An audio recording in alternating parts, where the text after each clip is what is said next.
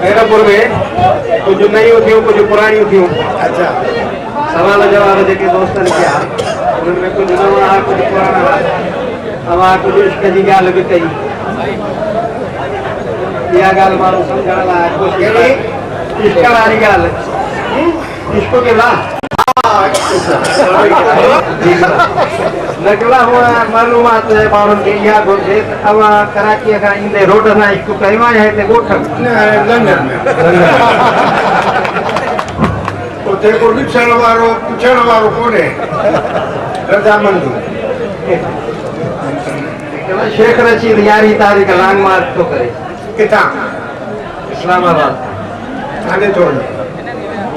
जो clear factory को सरकारिया दिया सरकारिया आवाज ऐसा दिया उन्हें जे करे आवाज का को एड़ो मशवरो वरतो थई या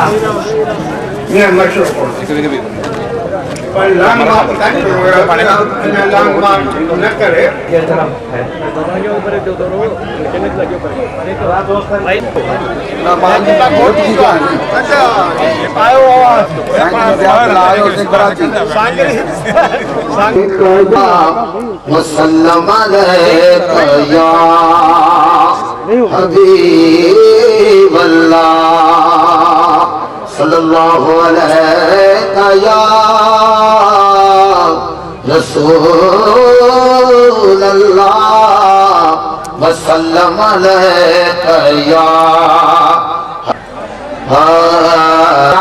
कुर्ब थोरा गणे मात कुर्बान था कुर्ब थोरा गणे पीर साई पगा तुझे शान था वो बुखारी वजो कोन तो जे मिठा वो बुखारी वजो कोन तो जे मिठा पीर जे गोठ जे पाक आस्थान ता मात कुर्बान था कुर्ब थोरा गणे मात कुर्बान था उठ जो नानो मोहम्मद अबाबो अली तू सैयद लगा नीशो भारो वली तो जो नानो मोहम्मद अबाबो अली तू सैयद लगा नी लख जो वली तो जमात मदीने करीब करबला तो जमात मदीने करीब करबला जीवना घोर सा रे गुलस्तान ता मात कुर्बान था कुर्ब थोरा गणे मात कुर्बान था कुर्ब थोरा गणे पीर सारी पगा तुझे शान ता मात कुर्बान था वो आवाजो सखी दर सुञाणे छजो वो आवाजो सखी दर सुञाणे छजो दीद पासे कदे दिन कजो दिलवा दीद पासे कदे दिन कजो दिलवा पंहिंजे परवान रे दर्द दरबान ता मात सदको वञा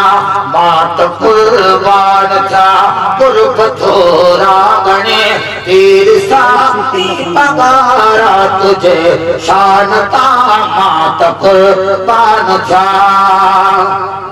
शान हूँ तो ही शान हूँ तई मेरा बतला सागिरी मोहजहा जी मोहम्मद बचला सागिरी मोहजहा जी मोहम्मद बचला सागिरी दारता इरथिरोय दावतन था मगर दारता इरथिरोय दावतन था मगर तोरता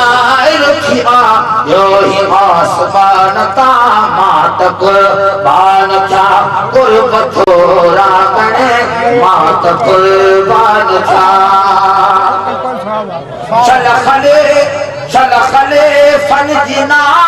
राज किया था बचो कि गिरी हाउस ते चाहे वक्त था अचो चल खली फन जिना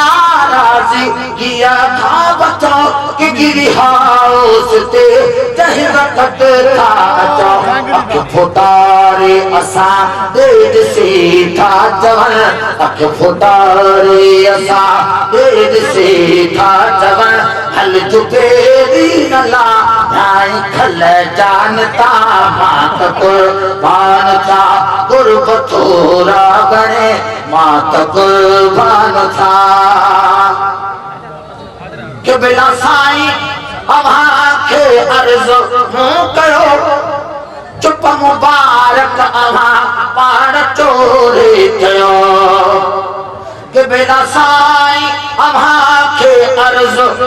कयो चुप मुबारक अव्हां पाण चोरे कयो